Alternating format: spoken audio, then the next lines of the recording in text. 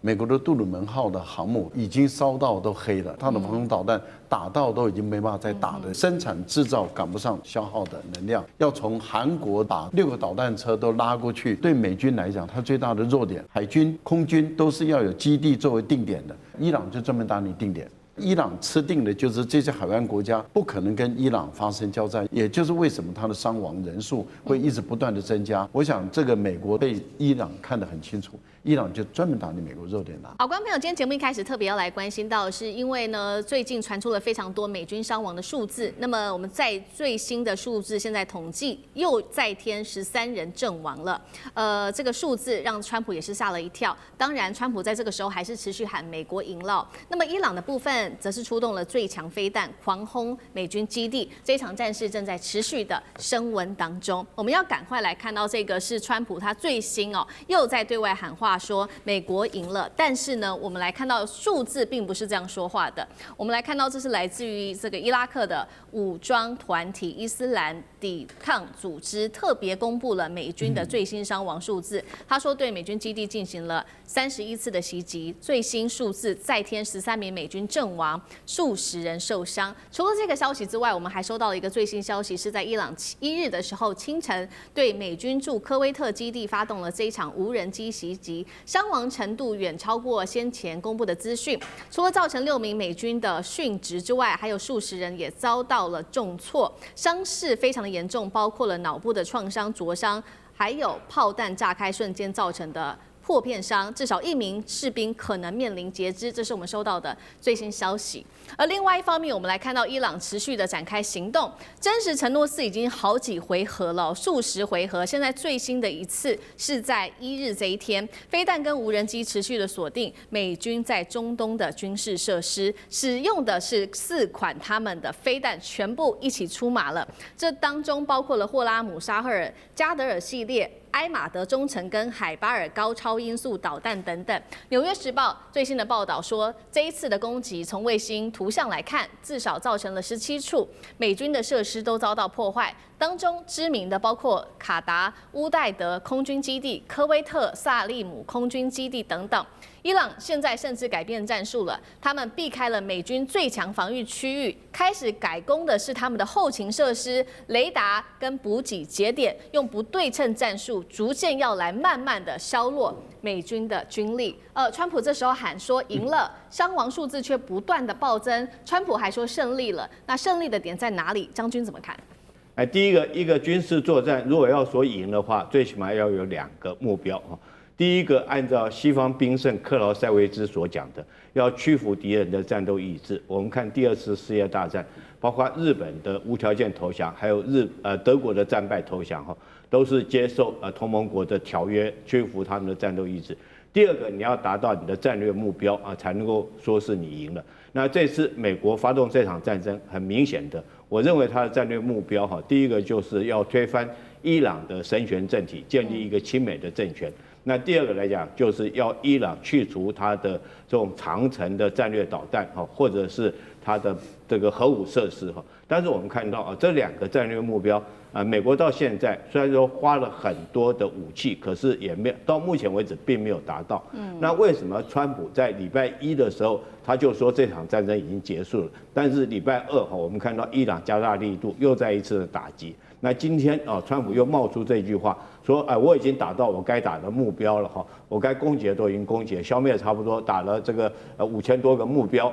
那这场战争大概已经快收尾了。我认为川普会讲出这种话，就会川普的赢学，大概不外几个原因。第一个，他认为自己这个美军的伤亡对他造成很大的影响，因为美军的伤亡其实对美国来讲会影响到整个这个民心士气甚至于会激发起反战的情绪。我们从越战还有这个阿富汗战争都可以看得到这个毕竟川普是民选的总统，他之后还要面对其中的选举。那如果说是过多的美军伤亡引起美国老百姓的反战的情绪来讲的话，当然不利于他这个其中选举这是他国内的因素。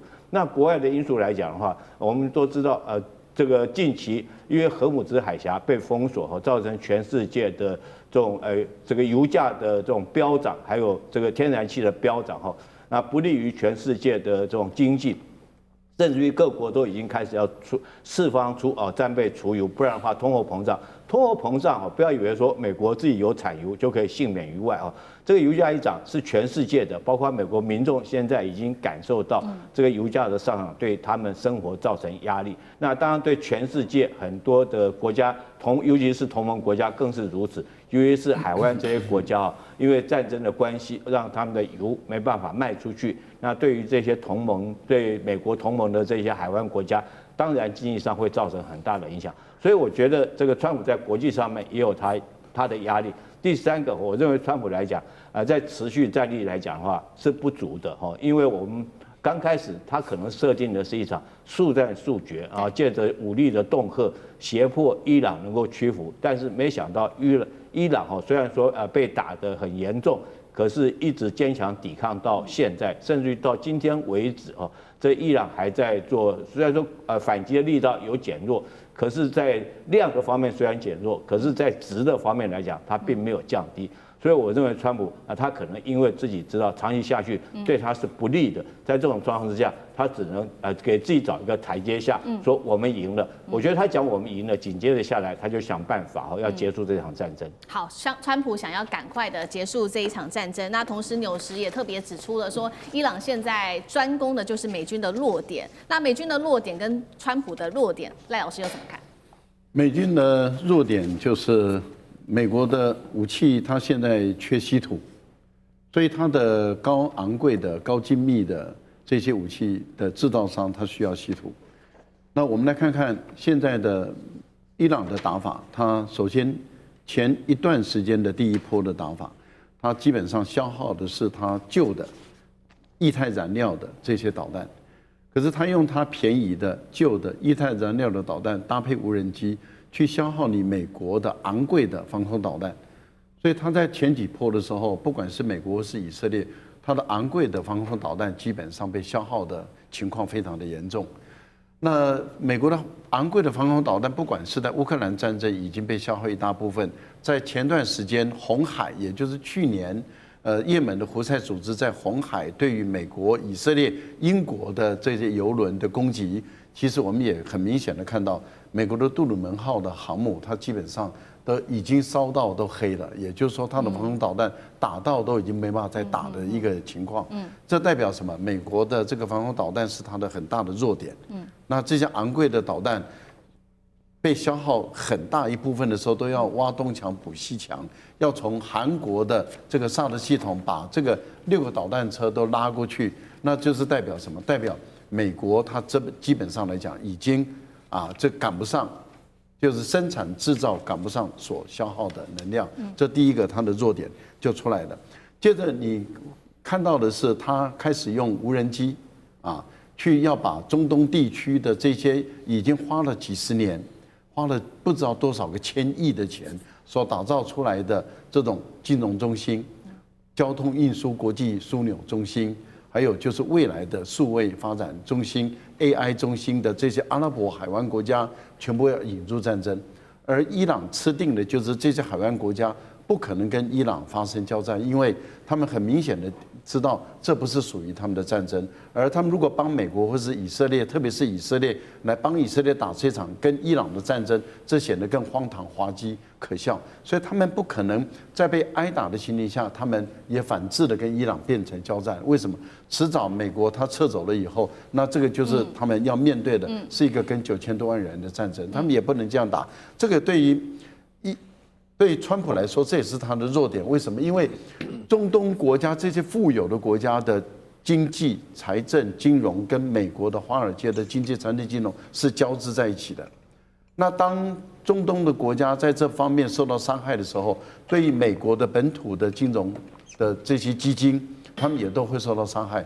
这个是金主上的一个伤害，所以我觉得金主就会影响到川普本身所获得的这个竞选的经费。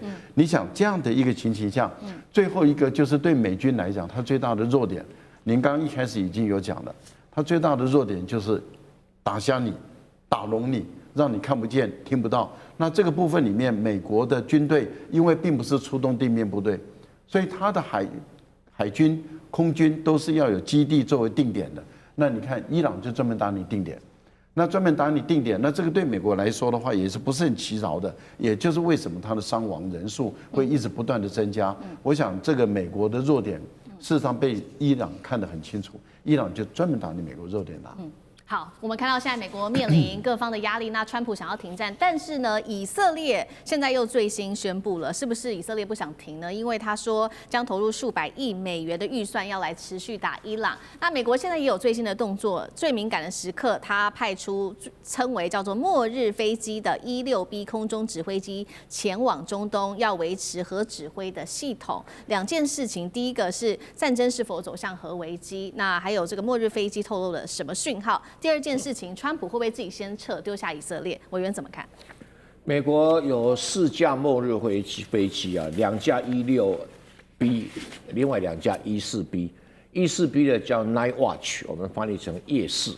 那这个16B 啊，它的名字叫 Mercury， 就水银号。那水银号啊，这个不是前往中东啊，飞行方向好像是中东，没有到中东去哈，因为中东没有任何基地或机场出现它的影子，它只是起飞的时候被拍到。那这一款这个空中的末日飞机啊，是核战用的。可是，在美国有一个制度性，就是说，只要有这个战斗机啊，超过100架作战，不管在哪个地方，他就会把这个末日飞机拿来演习一下啊，平常训练一下哈。所以这只是一个例行性的演习，并没有表示说美国真的要在中东动用核子武器，没有。因为正确的说来讲的话，哈，全世界的战略大师只有一个人，叫普丁，其他人都只能够帮他端盘子、提鞋子，而川普可能连提鞋子都不够。你看普丁一开始都怎么做？一开始就说：“哦，你敢介入的话，我就动用核子武器。”啊，所以他的末日飞机也起飞啊，就演习给你看，核演习给你看啊。北约国家跟美国都吓死了，不敢赌。不敢赌的原因是不敢为乌克兰赌，正确的来讲这样子啊，乌克兰还没有重要到要去赌核子武器的地步。一样道理啊，你这一场中东战争不可能升级到核战嘛。虽然前一段时间这个我跟厉将军有同样的忧虑，美国没事干嘛？旁边周边国家全部撤退啊，你到底干嘛啊？他连埃及的都撤，对，连埃及都撤啊，这个显然太不平常了。可是后来我看一看，他完全没有这方面的部署跟动作啊。那你没有要动用核子武器的话，你就没有谈判的筹码。普丁会不会真的打，没有人知道。他就跟你摆出一个架势，你就不得不就这个事情进入考虑。那美国这个末日飞机没有飞到中东，而且它没有任何这个核弹演习，所以伊朗不必把它列为一种战略选项，说你会用核弹来威胁我，或用核弹来攻击我。因为要用核弹攻击，表示美国要彻底灭亡伊朗，但是不可能。而目前的国际局势，大概他也不会这么做。这个赌太大了，不至于哈。虽然伊朗人很骄傲，可是不要伊朗人被人家灭国过2次，一次被阿拉伯，一次被蒙古啊，都彻底被灭国哈。因为他的地方实在是太特殊了哈。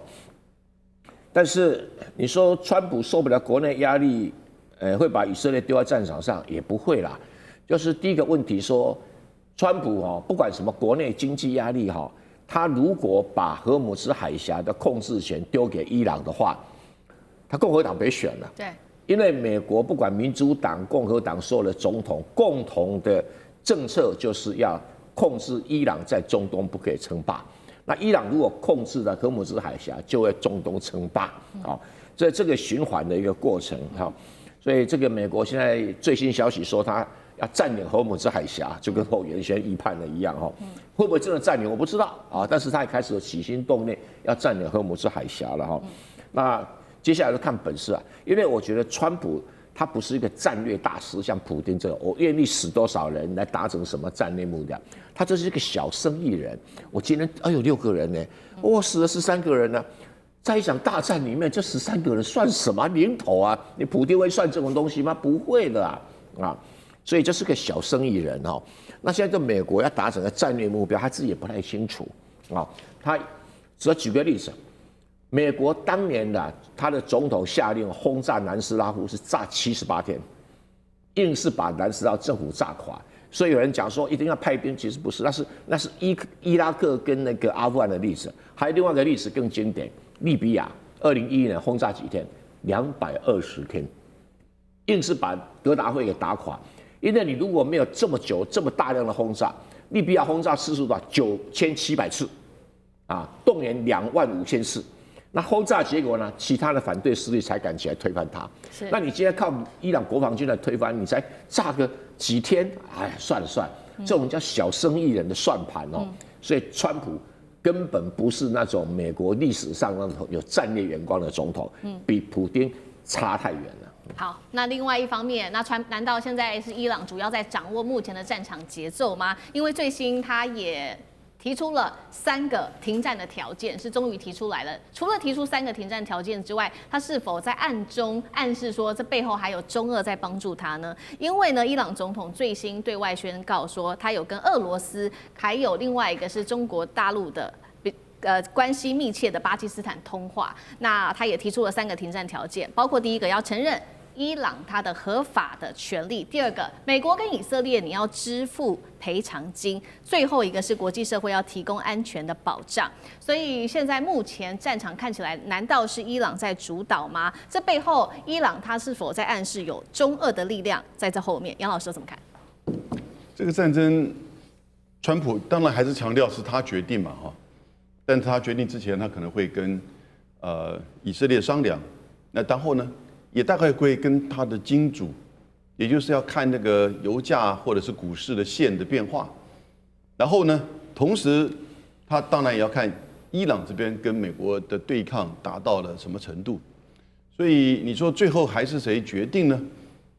如果真的还是川普决定的话，但是真正影响他的还是伊朗、油价，还有以色列。以色列现在看起来很强硬哦，又觉得这是一个难得的机会，所以绝对不愿意退让。尤其内塔尼亚胡还跟他的自己本身政权的稳定跟维护有关系。那伊朗现在提出就是佩泽斯基安这总统提出来3个，就简单的说，他就是要你道歉、赔偿、保证。美国怎么可能做得到？所以我觉得短期内根本不可能会有那种美国跟伊朗在谈判桌面前坐下来的这种机会。那伊朗现在也强调，我就是跟你打这个不对称的消耗战。对。那什么叫不对称？它不只是武器的不对称，它也在地缘跟地理上的不对称。武器指的是它就是透过它的无人机跟弹道飞弹，不只是针对以色列美军基地、海湾各国，那尤其是在威胁荷姆兹海峡。那地理上呢，就是荷姆兹海峡的这个地缘位置，最短最窄的地方只有33公里，那另外一边全部都是伊朗，所以呢，昨天有4艘，就是一直到今天为止，有英国、日本、赖比瑞亚等国的这些油轮泰国就被炸。对，那泰国的那艘油轮还烧起来，那个照片传遍全球，所以今天你看到油价、股价就开始在波动，所以大概。然后呢 ，IEA 就是要求大家就释放这个战备储油，美国已经释放了4成，1.7亿桶，大概都可以维持1个月到1个半月。所以我们现在看战争看就是3月底以前，那如果3月底以后还在持续，那这个事情就会变得更严重，因为就要释放更多的战备储油。那这个时候呢，油价的变化以及以色列的压力，以色列持续还会有被轰炸的压力，对川普就会产生很大的影响。至于中俄有没有影响，我觉得到现在为止，都没有任何的媒体报道，就是显现出中国大陆有提供援助。可是俄罗斯可能在开战的时候或者过程当中有提供一些这个定位以及在这个某一些上面的支持。你看到俄罗斯的总统普丁已经跟佩泽斯基安有通电话，那这样子的一个想要去重回这个地缘政治的影响这个当然是普丁当中打的是盘算。好，观众朋友，我们要赶快来关心的是中东的死亡海峡正式的开战了。今天会来特别关心到的是伊朗现在在荷姆兹海峡这边布满了水雷跟它的自杀快艇，美军的部分扫雷是否跟得上，是否慢一拍呢？我们今天也会关心，现在整个荷姆兹海峡已经变成全球最危险的海上战场了。今天就这些议题一起来做关心，因为这个最新的消息是来自于 CNN。西方媒体的报道，伊朗现在已经在荷姆兹海峡大规模的布雷了。情报指出，伊朗是有能力在这个航道上面投放数百枚水雷的。来自于伊朗的最新说法，我们还有28艘的潜艇啊，接下来的6000枚的水梅是随时做待命。而就在录影前，我们收到了最新消息，是来自于英国海上贸易行动办公室发布的最新消息，已经收到了报告，说有一艘货轮在荷姆兹海峡遭到了不明的飞行物击中，导致船上起火。那么该船已经正式的请求援助，现在这些船员生死未卜，正在进行撤离当中。这是我们收到的最新消息。伊朗革命卫队现在也发出了一个最新的警告：美以你在搞事，1公升的油你也别想再运出去，也直接跟川普发出了威胁，小心不要自己被歼灭了。伊朗继续的说，他说宣布驱逐美国跟以色列在这边的大使，军舰接下来可以无限期的通行荷姆兹海峡里面，伊朗自己的军队可以，也正式的是等于宣告了这个海峡的主宰权在伊朗的手上。我们看到美国又是怎么说的？川普现在最新要求伊朗立刻的移除这一些布雷的水雷，否则会面临严重的军事后果。如果敢封锁海峡，美国将会20倍的对你加以奉还。那确实，美方也已经祭出了最新的军事上面的行动，摧毁了在荷姆兹海峡上面的伊朗海军舰艇，其中包括了16艘的布雷船。那么我们现在也要来看到的是，美国现在确实在荷姆兹海峡面临许多的压力哦，就是因为现在它的扫雷的能力恐怕也撑不起这一场海上的博弈，因为我们看到整体来看到伊朗在海上的部署有哪一些，还有海底跟陆上，海面上有自杀快艇跟它的布雷艇，现在密布在这个上面，海底还布了水雷，再来看到空中还有无人机监控跟寄出攻击，岸上更部署了反舰飞弹等等。也就是说，一旦美军的护卫游轮进入到这个海峡，可能面临的就是多重的火力网四面楚歌。水雷只要一旦引爆，那么游轮连锁的爆炸的效应可能再起。今天节目一开始要特别请教干哥怎么看了？现在伊朗等于在这个海峡上面布了各种的武器，刚刚提到的自杀快艇到布雷艇到水雷、反舰飞弹等等，这个多层的海峡防御网，美军如果强行突破，会发生什么样的后果吗？荷姆兹海峡现在已经正式的变成战场了吗？干哥怎么看？好，仔细看一个数据，说6000枚水雷随时待命。我说不要6000枚，60枚你头就痛，你知道为什么吗？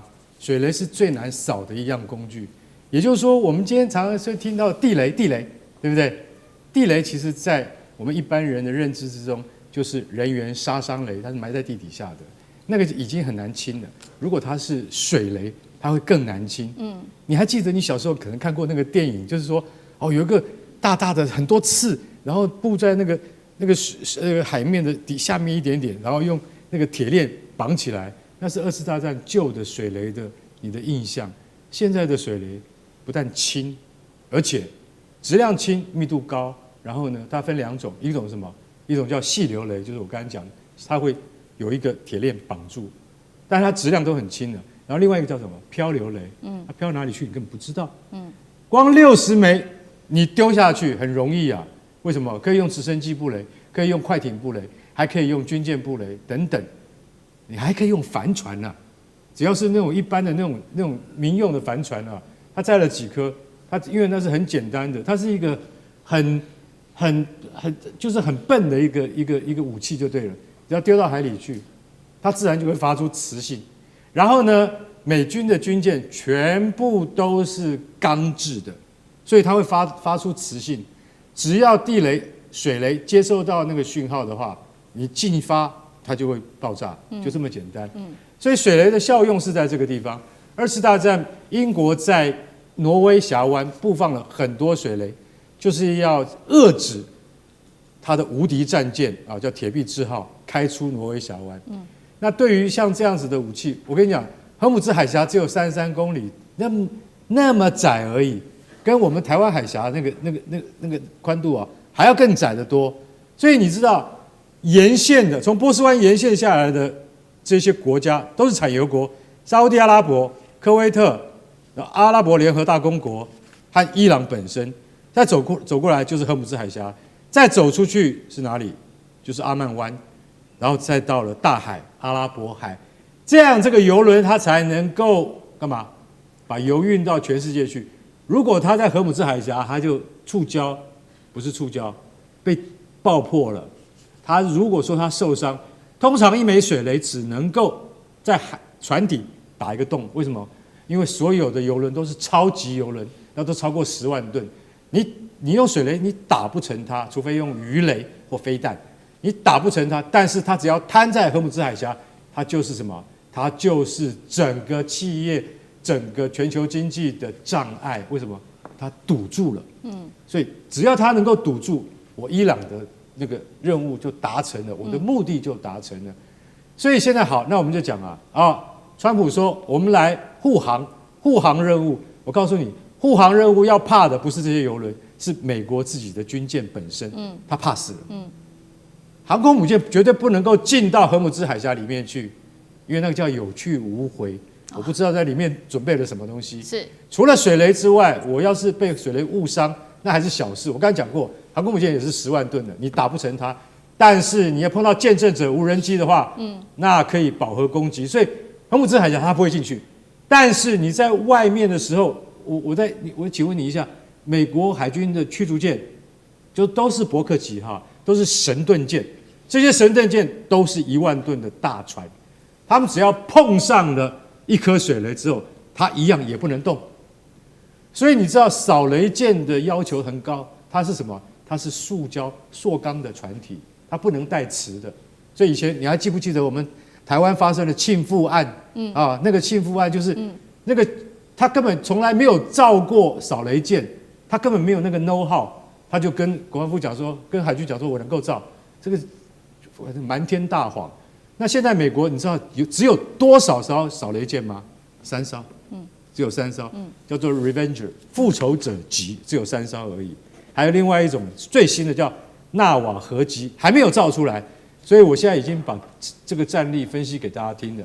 美国的扫雷能力比日本远远不如，日本是全世界最强的扫雷国家，他们从2次大战就开始注重扫雷。为什么？因为它是整个环海的，你应该请日本海军来帮忙请日本海军到荷姆兹海峡来帮忙，他们非常会扫雷。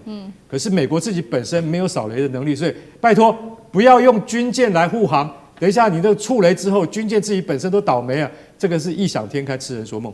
好，那我们刚刚因为也有提到最新消息嘛，这是来自于英国办公室这边说的，有一艘货轮在荷姆兹海峡被攻击，现在这起事件持续的在升温，荷姆兹海峡现在看起来已经越来越严重，变成了海上战场吗？岳老师怎么看？找日本过来帮忙扫雷也没有用最主要的原因是因为荷姆兹海峡离伊朗太近。大家知道什么叫荷姆兹海峡？荷姆兹海峡最长的地方才90公里，最浅的地方的话呢33公里而且实际上它的那个靠近伊朗那边岸的话呢，水非常浅所以伊朗的话呢，它就是你们讲到说水下地雷、布雷的船的话，伊朗就有搞出6000颗水雷那这个距离就非常近然后自杀快艇是无人的，无人快艇的话，你来了船，它派出去，那等于是活动的水雷那更不得了对不对？你看到了就讲。然后第3个岸基飞弹，什么叫岸基飞弹？岸基还有火炮它太近了。这个火炮一般来讲的话，打到100公里以内就很容易。它整个荷姆兹海峡完全在伊朗的涉及境内。那现在要问的问题是，为什么伊朗这种不活了、鱼死网破了，大家一起同归于尽？大家不要忘了，伊朗也是产油的国家，他自己的船也要透过荷姆兹海峡出来对不对？好，现在的话呢，这里面有3个部分大家需要了解。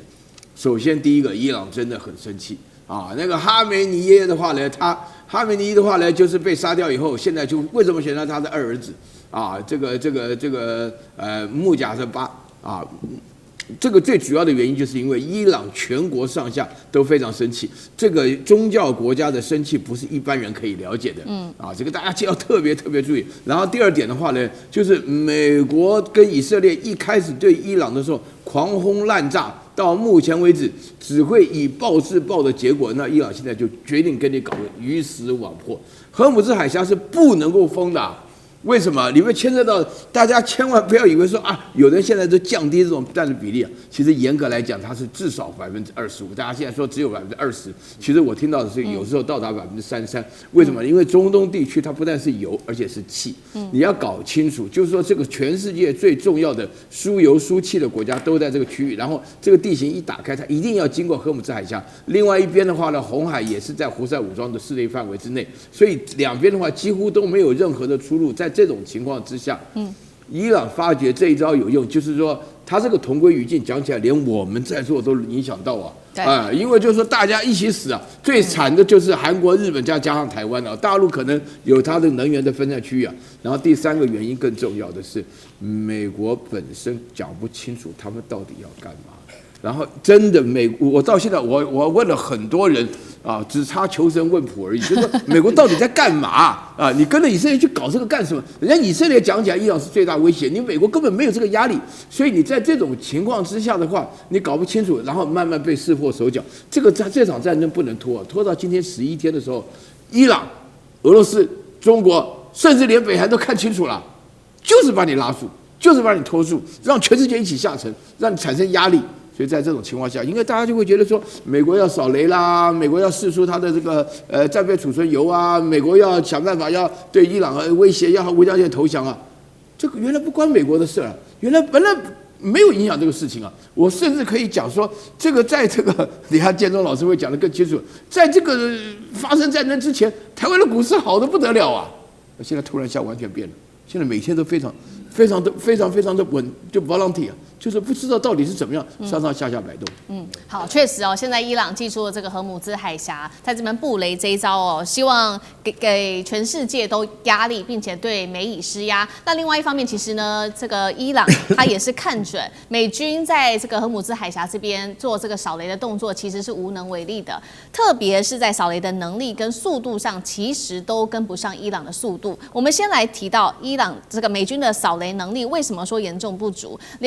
如同干哥帮我们提到的，现在呢，其实美军手上只有3艘的滨海战斗舰是可以做扫雷的。然后呢，如果这些扫雷装备是装在上面的话，等于就装不下防空武器了。也就是换句话说，如果你是在扫雷的时候，军舰就会变成活靶子。再来就是速度的部分，美军一天最多只能清除50到100枚的水雷，但是伊朗一天可以布雷达到了700颗，将近已经是，如果是以100来做计算的话，将近已经是7倍了。那么靠的就是它有20艘的小型的潜艇跟3艘的大型潜艇，都可以一天3趟不断的去布雷。换句话说，伊朗的布雷速度是远超过美军的布雷速度的。怎么看这场水雷战？美军打得下去吗？聂老师怎么看？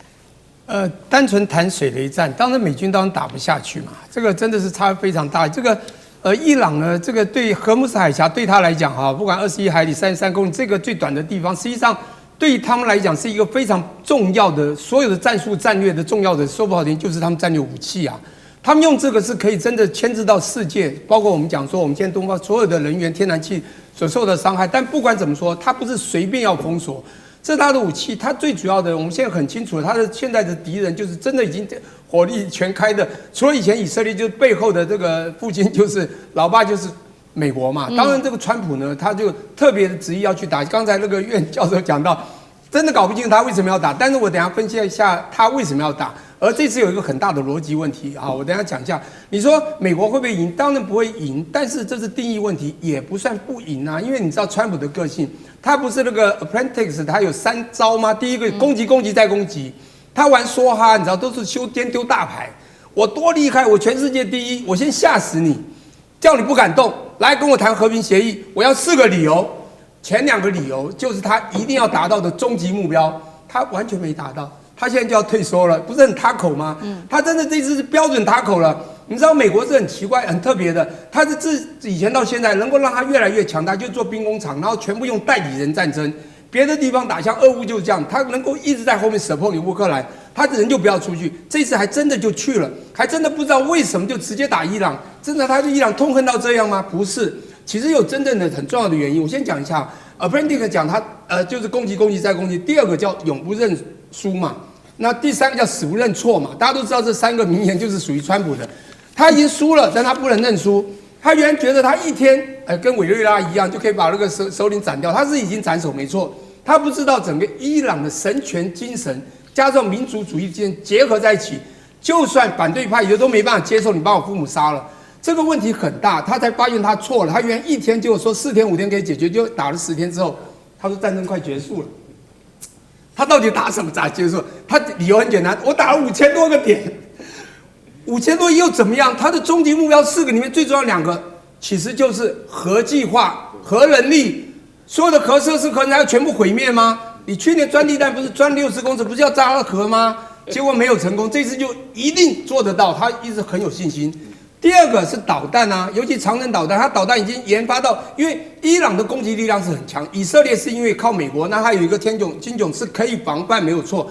可是你知道，它可以用，你这一次大家很清楚啊，用便宜的无人机。或者呢，就可以用你很贵的什么爱国者飞弹去打掉，你知道，几百倍的军力去打，它已经消耗到了所有的，这是一个很大的消耗战。美国就被消耗很惨，以色列消耗很惨，所以你知道伊朗还有很好的战术，也就是在你把他的首领杀了以后，他们有没有认输？他们其实知道自己不太可能会赢，但他也不愿意输得很难看，他必须全力反击。所以我觉得这最严重的就是川普绕到了一个逻辑的问题，他说我要停战了，伊朗说我没有要停，那我为什么要停战？因为我打了5000多个点，我够了。其实你要知道为什么他要有2个目标，第一个长程飞弹，第2个是核设施。因为你看北韩就知道，他敢动北韩吗？敢动金小胖吗？因为北韩就是有长程飞弹，也就是有洲际飞弹，也就是因为有核设施，美国动都不敢动。伊朗他就是怕他走到这一步，所以历任总统都是怕，没有人敢震动。川普他自己以为他很大，我们军事力量多强，世界第一。我要去制裁你4天就搞定了，结果后来讲，可能要打久一点哦，所以发觉被消耗得很惨。他后面你知道武器的制造已经完全制造业空洞化，他不知道怎么去support他后面武器，还有他未来还要想到他未来的假想敌还要需要更多的枪炮弹药。他发觉先打完了或打掉一部分，他根本没办法应付啊，飞机或者军舰也打掉，他怎么办？你看他1艘、2艘、3艘航母去，请问？连伊朗他都没有办法这样子完全照着他的牌来出牌，他的未来我觉得真的很危险。你看最近你不是觉得人员局长他们还自己觉得很厉害，说你看我听到消息了，我们有海军真的美国就那边护了1艘船过去了，结果后来被自己打脸，大家都知道这个消息，根本就没有，他过去有这个实力啊，对，他过去的力量够啊，其实到川普没有了，但川普是声音大，你知道吗？他这种是很会喊话的。所以说，你叫川普说他现在还在讲要求伊朗要怎么讲，他现在怎么要求？他原来要求的和平前沿都不答应，你现在把人家打得那么惨，还告诉人家说我要求你停火，我就有20倍军力，他现在自己怕，但是他会在说他的牌已经没了，他会故意先亮出一个大牌，其实他已经没有大牌了，而对方先亮小牌越来越大，他越来越害怕，然后就喊我还有哦，我还有更大牌哦，要吓对方。我跟你讲，这已经他口了。今天中东情势，我们要赶快来看到的是美军的乌代德基地最新消息被炸了。那么以色列防空神话真的破功了吗？今天会来做关注。另外，现在伊朗的最新战术被指出使用的就是叫做千刀万剐的一个战术，慢慢的放血。美国霸权撑得住吗？今天节目我们特别来做关注3个火线话题。今天我们请来宾会帮我们来特别做关注的。首先第一个，美军现在中东最核心的乌代德空军基地也被击中了。以色列的防空神话破功了吗？再来要关心到是伊朗这一回打的叫做千刀万剐的一个消耗战，美国会不会被放血到虚脱？最后今天也会来关心了。现在呢，川普这边的弹药虽然他嘴上喊说是无限的，但是盟友不管是日本、韩国等等国家都已经开始做焦虑了。亚洲会不会因为川普去帮了中东而被暂时放空呢？今天就有这些议题，我们会一起的来做关心。好，赶快来看到这是最新的震撼消息哦，就是刚刚我们特别提到的美军的在中东最大的战略枢纽卡达的乌代德空军基地遭到伊朗的飞弹给击中了。位置来看到我们的地理位置地图上面，这个地方就是卡达的乌代德空军基地了。那么我们也来看到，目前正在伊朗的这个攻击方面，已经造成了27个美军基地，以军的总司令部都遭到袭击了。当中我们来看到一些比较重要的美军基地，不管是在科威特的或者是巴林的这个拥有美国的海军第5舰队的这个空军基地，还有卡达跟在阿联的空军基地，目前都是在被袭击的哦。那么更难堪的是，我们也要来看到，包括了美国驻科威特的使馆，还有在利雅得的大使馆，也遭到伊朗无人机给袭击了，几乎都是全面被命中的。美军的防空系统难道真的出现了裂缝吗？还是伊朗它真的已经找到了突破美国防御的一个战术密码？委员怎么解读？所谓的美国的防空系统，它本来就不可能是100%的这个拦截成功的哦，所以就是一个几率的问题了。哪怕它能够拦截到85%就已经很了不起了，就算能够拦截到90%，这代表还有10%可能会击中哦。所以呢，在这个情况之下，当然对美国所有在波斯湾地区在周边的这些机构啦、基地来讲哦，它绝对不可能因为有防空系统就100%的安全哦，包含以色列也是如此。那么其实这一场这个中东的大战哦，就是当这个美国跟以色列对伊朗发动几乎是灭国战争的时候，某种程度来说，美国就陷入了另外一个绞肉机里了。就美国过去曾经把乌克兰俄乌战争当作了俄罗斯的绞肉机，他希望借着俄乌战争来削弱这个俄罗斯的国力哦，削弱俄罗斯的军力，影响他的财力哦。但是这一次，美国莫名其妙的这个被以色列牵入了这一场这个伊朗的灭国之战的时候，美国自己就陷入这场战争了。所以现在我们大家都在看的，大家在算的，就是你美国还剩下多少飞弹呢？你还防空系统还能不能够这个补给得上哦？包含你美国现在的这个轰炸的炸弹也好，你的这个相关的什么战斧飞弹也好，你到底还剩多少？就美国如果真的像这个川普讲的，他取之不尽用之不竭，那他欠我们台湾的飞弹早就该给我们了，怎么到现在也没给我们呢？更重要的是说，你光到今天，你就会发现说，甚至连波斯湾的国家都出来这个对美国有维持了，他就说我的防空系统的飞弹已经快用完了，你怎么都不补给呢？你该补上来的，你为什么都不补上来？所以显然看起来。美国自己的这个口袋没有像川普讲的这么深了。那当然，川普走夜路吹口哨，他总是要胡乱一下的。但是问题是实际上看起来，美国并没有这样的能力。那你更不要讲说所谓的防空系统，你是3枚打1枚啊，就3枚这个爱国者飞弹，你要拦截下来1枚啊，那3枚爱国者飞弹是多少钱啊？然后你看到。这个伊朗这一次采用的这个战略，你说千刀万剐也好，你说慢火细蹲也好，他第一时间所出手的大部分都是无人机耶，他不见得是这么快就把他导弹全部打完了。你看到很多地方都是以无人机来担纲的，对伊朗来讲，他的无人机可能比他的导弹飞弹更多哦。那么用相对来说比较廉价的这个攻击的武器哦，去消耗掉。美国跟他这个美国的基地使馆，还有这些周边的这个美国的这些盟友们，他们的防空系统的飞弹，这对伊朗来说是一个聪明之举啊。那另外一点，当然外界也有解释说，伊朗没有打算一开始下死手啊，他只是想让美国知道说，这样的战争打下去对彼此都不利哦，他希望美国能够停止下来。也就是说，你如果看到现在伊朗所使用的相关的武器还没有用到。我们现在不断的在点名的那些相对来说比较高端的、比较精密的、比较这个准确的武器，那也就是说，如果伊朗采取这样的步骤属实的话，那当然在这段过程当中，他用相对低阶的武器去消耗了美国高阶的防空飞弹，然后等时机到了，他再拿他的高阶的武器来清理战场哦。那么那个时候，美国可能就是吃不了兜着走的。所以其实美国在这一场战争里头，莫名其妙的把自己陷入了一个绞肉机里头了。接下来你就要看美国的军力、美国的财力，然后如果连美国还要打地面战的话，那就是美国的人力，通通都要一起消耗在这场战场里。对，所以看起来这场战争接下来会进行的就是一场比较长期的消耗战。其实这也是伊朗他自己的策略。伊朗这次祭出的策略，就刚刚我们提到，就叫做千刀万剐的一个消耗战。其实这个消耗战是美国他在中东经营30多年来第一次碰到这种比较高密度，接下来的一个长时间的消耗战。这个伊朗使用的方式就是一开始，刚刚委员也帮我们特别提到，一开始他就先祭出这些成本比较低的，不管是无人机啊、火炮或者是这个飞弹，先做发射，消耗对手的一些拦截的库存之后，再发射一些比较高价的武器，或者是甚至现在传出是不是使用高超音速武器等等。那经济学人是这样形容的，他说这个叫做用法拉利去拦电动自行车。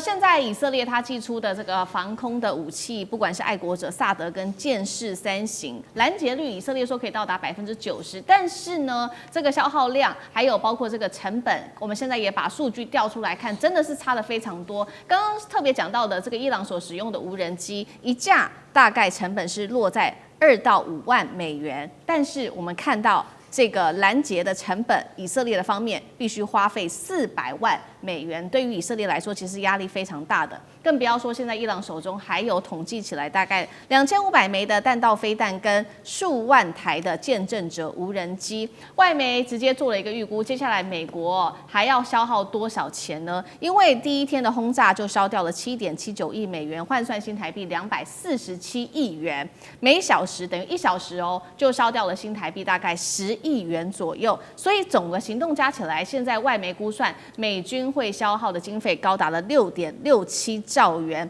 千刀万剐的这个伊朗所使用的这个消耗型的战术，是不是真的能够奏效？美国、以色列挡得住吗？舰长又怎么看？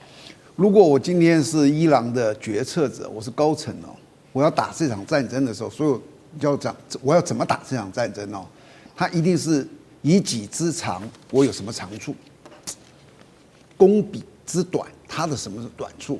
那以伊朗跟美国这两个国家比，我很快的跟你比一下，你就会知道这两个国家在这场战争他们各有什么长处短处。美国当然是一个很厉害的国家，武器啊、精良啊，他说到很多那是他讲，好吧？但是呢，美国是一个民主国家，记住民主国家，越是民主国家的叫做集体战斗意志，其实是越差的。你去看，好比说北韩打仗，谁会反抗？谁会说不要？谁会去街上游行说这个反对继承人？不可能的。但美国会，美国打越战打到后来，你看全国都在那里，就是反战，对不对？所以美国这种国家他第一个选民要检验，第二个他不耐久打，一打久人民就抱怨了，而且你不能死人，你一死人，你看哇，那个媒体在做报道，这个东西给他出殡什么的，大家看到都会觉得。我们美国人为什么要到那里去打仗？为什么要死掉？可是各位，伊朗呢，他是神学政权，他是靠信仰。我告诉你，他一点都不怕死。他今天这场战争，如果说明天告诉你说他们总共死了大概15000人，你认为底下会有很多人站出来反战吗？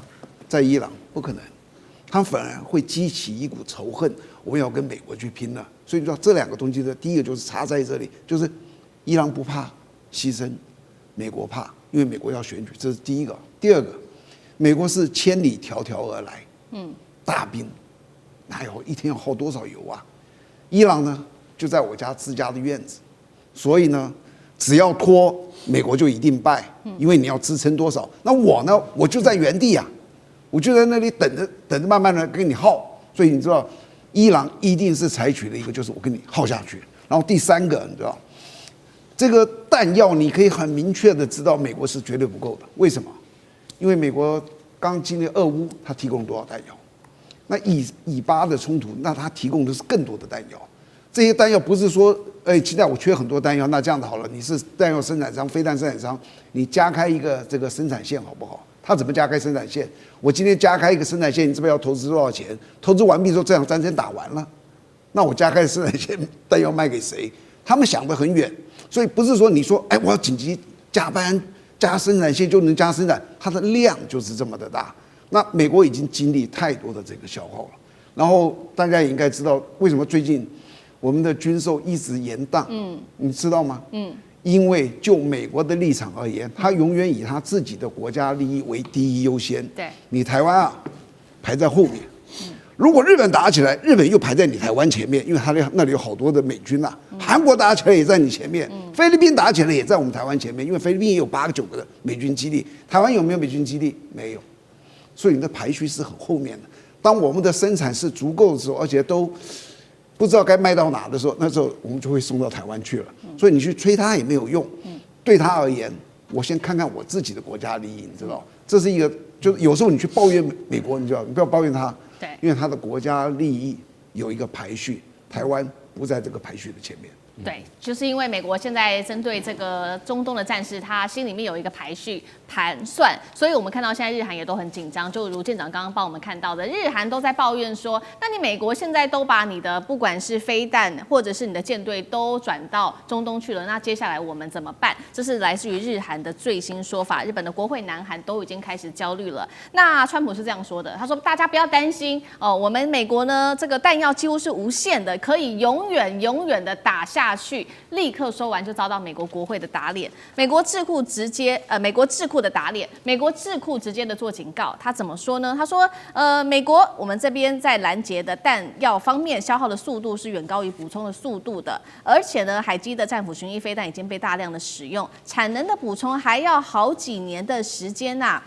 官员还私下的坦言说，光是过去几天就消耗掉数年的一个产量。那接下来怎么办呢？川普他说这些话到底是在吹牛，还是在稳定军心呢？那干哥又怎么看？2次海湾战争，你知道美国打掉多少战斧巡弋飞弹 ？BGM-109是美国远征最重要的前行攻击武器，总共打掉1000枚。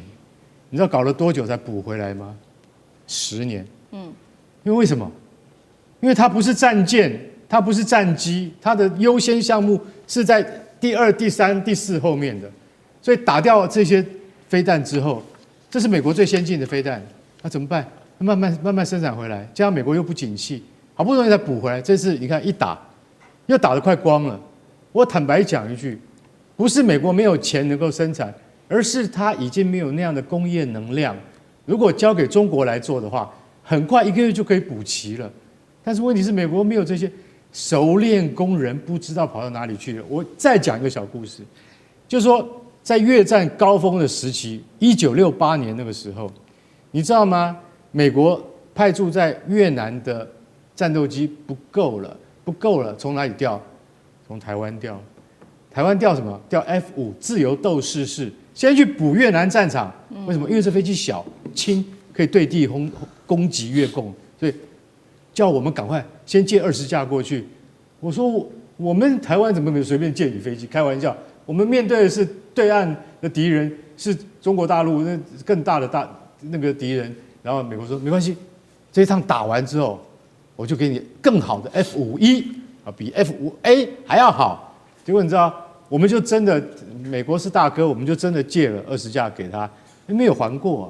没有还以后也就算了，过了5年我们才拿回来，为什么？我们现在还让台湾来生产。我跟你讲，美国的承诺是没有办法，你没有办法去预算跟估量的，它到底能不能够让你觉得说，我这个交易是什么？是划算的？你不知道，所以日本跟韩国现在最害怕，为什么？眼睁睁看你美国就已经打成那样了，那等一下你就会从亚洲调啊。亚洲第一个掉的是谁？韩国庆尚北道的那个爱国者飞弹，走什么？走去赫姆兹海峡。对。然后呢，那个卡达的那个萨德防御系统快打光了，来，一样也是由韩国的那个萨德防御系统来补充，从美国运来太慢了。我跟你讲，韩国会吓死。日本呢？好，日本的前沿基地。冲绳的基地，他们那边的防空飞弹也要往中东去调。我跟你讲，日本跟韩国是绝对不会答应的啦，说不定到时候还动脑筋动到台湾身上来。难怪我们现在最近股市会大跌。好，我最后讲一个什么？讲一个，我告诉各位，爱国者飞弹刚刚讲的1枚400万美金，去打那个5万美金的见证者无人机，你觉得划算吗？我告诉你，美国还是在这样打。为什么？因为他只在他的战略的守则里面去做他觉得正确的事情。所以我可以告诉各位，那个叫不对称战争，有钱人才打得起来。川普你在大话，我看你什么时候就会发现说，哇，库存光了，没得打，要用什么方法呢？核子武器吗？不可能嘛，看你怎么下台阶。